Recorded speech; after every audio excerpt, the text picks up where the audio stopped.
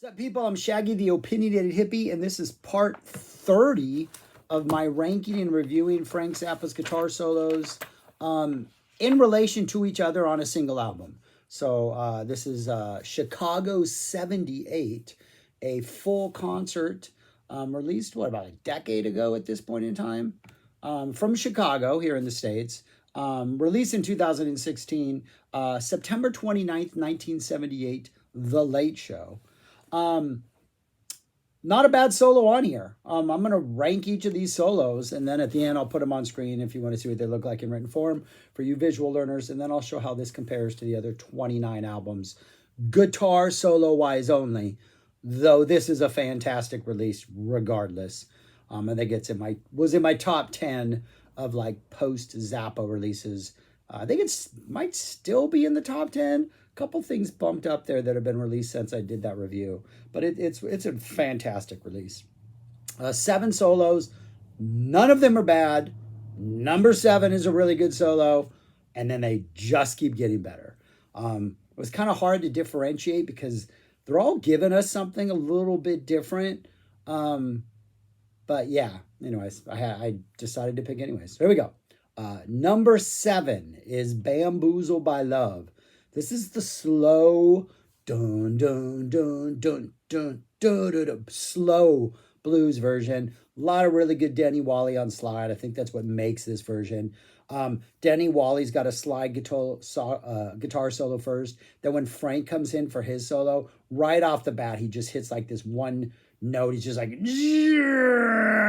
he just lets it kind of hang there, and then he kind of just starts attacking. But it's that entry into the solo after Denny has just like destroyed the landscape with his slide work. It's that entry where Frank's like, I'm here, I'm ready to tear it up. And it's just a really, really solid, really good Bamboozled by Love blues guitar solo, blues-esque guitar solo. I will say these about all of these.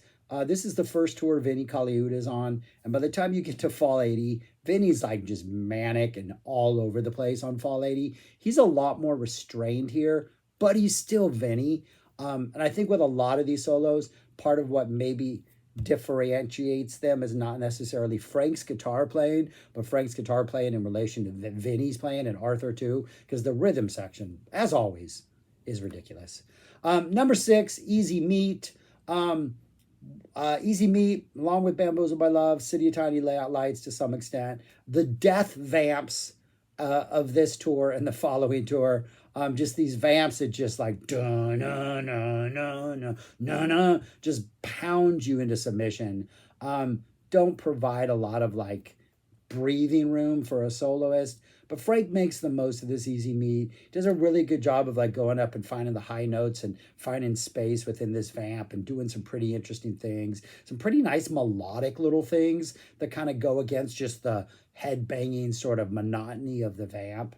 And it's one of those where these Easy Meat solos can just be exercises in like attacking for like a minute and a half, and it's just like blistering flurry of notes, and Frank's just like putting it all out there. This solo starts out that way, but as it goes on, Frank starts to find some new ideas, and it's a little melodic little sections, a little bit of sweetness, it seems, kind of comes in there, which is a weird term to use for Easy Meat. But by the end of the solo, I think he definitely kind of doesn't redeem the vamp, but kind of makes you forget that there's this death vamp just plodding behind him. And he makes it a pretty interesting solo and does some pretty interesting stuff. And Vinny, of course, is just ridiculous, tearing it up behind him. Number 5, the one I hate to pronounce, Paroxsymal Splendor. So this is essentially, could have been a Little House I Used to Live In solo. It's not even really a solo. But at the end of Little House I Used to Live In, on the Winter 78 tour, Frank would do the Shake Your Booty Tango, and that would be his guitar solo spot for the Little House I Used to Live In. Here in the Fall 78, we're now just getting like craziness after like we get the keyboard solos and a drum solo. So after Little House I Used to Live In, and Vinny has a little drum solo, we get like just this like blank template where it sounds like, I think Peter is playing like piano stuff, and I think Ed Mann is saying some weird things, or a bunch of different people are saying stuff, and we get some Gregory Peccary references. The piano goes on for a while, and Frank calls it Pig Lake. I think a reference to Swan Lake, because it's a very like ballet type feel. Then after that, Frank just starts playing guitar and just ripping off some guitar, and the rhythm section starts playing the rhythm to "I'm a Beautiful Guy," and Frank's just trying to find space to rip off some licks between that. It's not really a solo per se, as much as he's just trying to like experiment with this. And then he plays the squirm, and then everybody drops out, and we get some like just straight up squirm action. And then Vinny comes in, and it's interesting to hear like Vinny supporting him with the squirm as opposed to like Bozio's drumming with the squirm. And then we get the squirm, and then he kind of jams away at that. Then he starts playing some full on like, as the band yells in the back, 10 years after. I think they say 10 years later, though, not 10 years after. Just some straight boogie woogie chugging rock and roll. And that goes into this like raw early version of Cruise Slut, in which they're yelling out the lyrics to Cruise Slut. It's not really a solo. It's really just Frank leading the band through all these different paces on guitar. It's got like really hardcore rock and roll energy. You get a squirm tease. You get some really, really interesting things. And I don't know if it actually holds up as a solo, but it is one of the most exciting, intriguing moments of this show.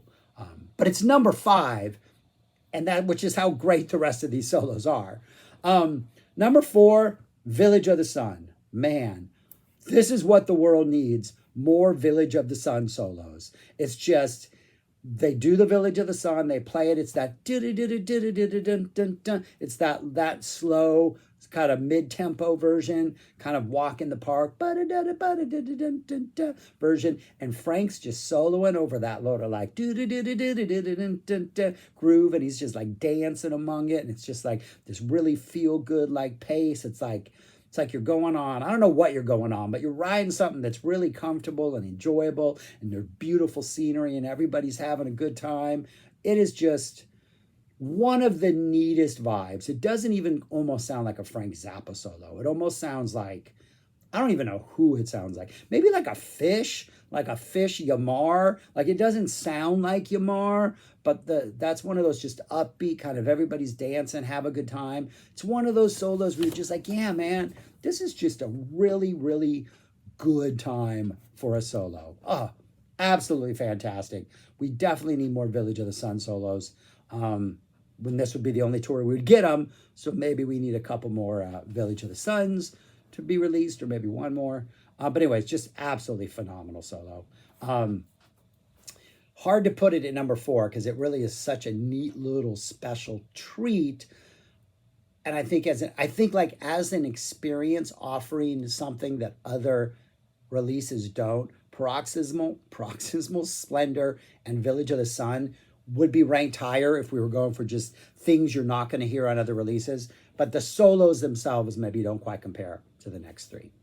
Number 3, Black Napkins. Said this many, many, many times before. I would buy a box set of every single Black Napkin solo. I just love the way Frank approaches this. I love his thought process. I love just the ideas he explores.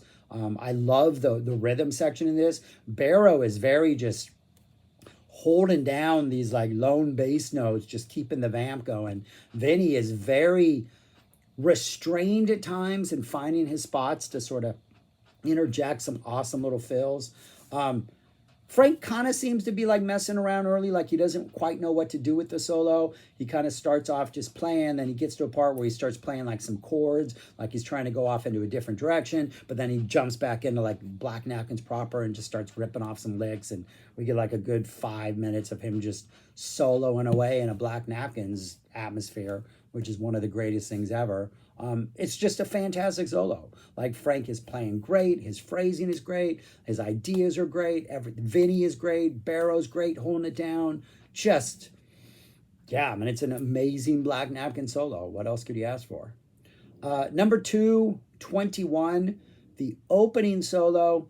It's over the 21 vamp, which is You can also hear on Transfusion, the title track on Transfusion, Frank inserted this vamp into the middle of a Marcuson's Chicken in 88. So that's where that Transfusion comes from. But I'm not going to try to say what the vamp is, but it's in 21. It's like, I'm not even going to try to do it, but it's like, I think Ed Mann's playing it on percussion. Maybe somebody's doubling him on piano or keys. But it's mostly like a percussion-driven vamp. It's in 21, so it's, really complex and not an easy thing to groove to.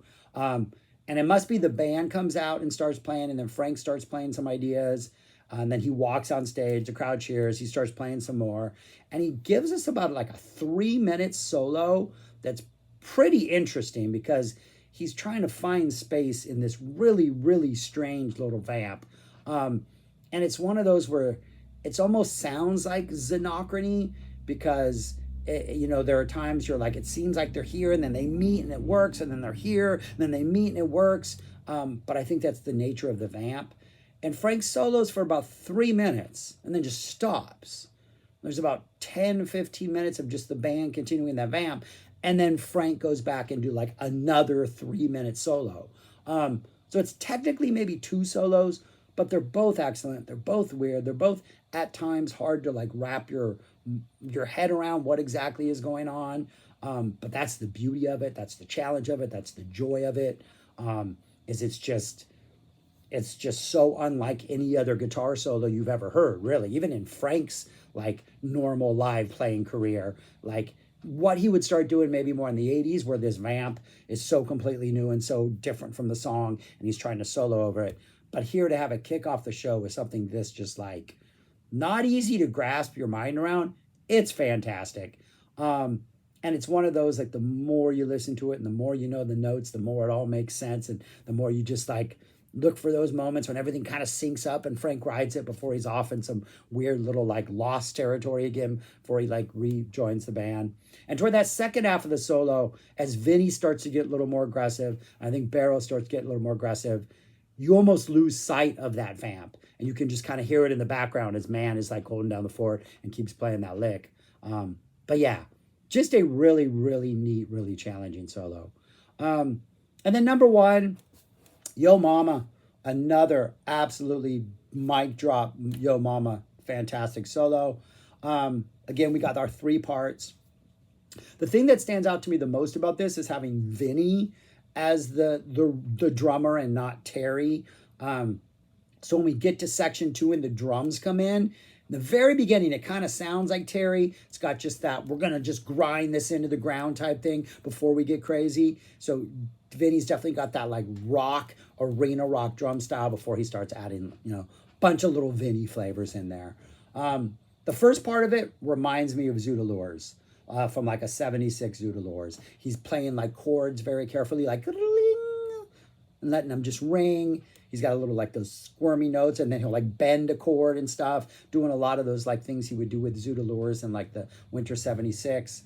And I think if you had dropped me in like a minute and 30 into this solo and played me like a 20-second section and asked if it was Zoodalures or Yo Mama, I'm not sure I would be able to tell, because it really has a lot of similarities for that open exploratory phase 1. Phase 2, we're definitely not getting as like crazy as sometimes you would in like with Bozio as the drummers, but we still got this really kind of steady groove. Frank's ripping off some nice licks. Vinny is really stepping up. The cymbal work and everything is just fantastic. And then we go into part 3, which is that kind of building up, dun, dun, dun, building part. And Frank's just like leaning into the chords and building up the energy before he starts going off on his own again. It doesn't reach like a really, really like crazy volcanic peak, but it doesn't need to, because it's just like, 8-9 minutes of him just exploring, and like these 3 very distinct little sections. Each section is enjoyable. It is just absolutely like Yo Mama, baby. It's just like Frank just going out there, and he's got a rhythm section to support him. I think it's the 3rd part when they finally start getting up that building up the energy part. There's a little keyboard run in the back that's very like almost like a solo that's just kind of buried in the distance that is just perfect. But anyways, an absolutely fantastic solo. Like all of these, the Bamboozled by Love is a great solo. It's just limited by the fact that it's Bamboozled by Love. Zmeat, great solo. Makes a lot out of a kind of a boring vamp. Everything else is just special. It's amazing. Frank's playing is amazing. The band is amazing. This is an awesome release. That's what the solos look like in order on paper. Right there. All of them fantastic. And I would put this right now, again, another excellent release, all the way at number 4, which is where the last one I did, Shake Your Booty was. Shake Your Booty's now at 5. This is at number 4. Just an absolutely fantastic release. You cannot go wrong with this release solo-wise. You cannot go wrong with this release sound-wise. You cannot go wrong with this release performance-wise. This is a fantastic release. Anyways, that's all I got. Let me know your thoughts. Let me know what you think of the solos. Rank them for me if you want. Love to know, what you think is the best. But anyways, that's all I got. Thanks for watching. Subscribe, like, share, comment, and go listen to music. Go listen to Yo Mama, people. It is fantastic. This whole release is fantastic. Peace. Talk to you later.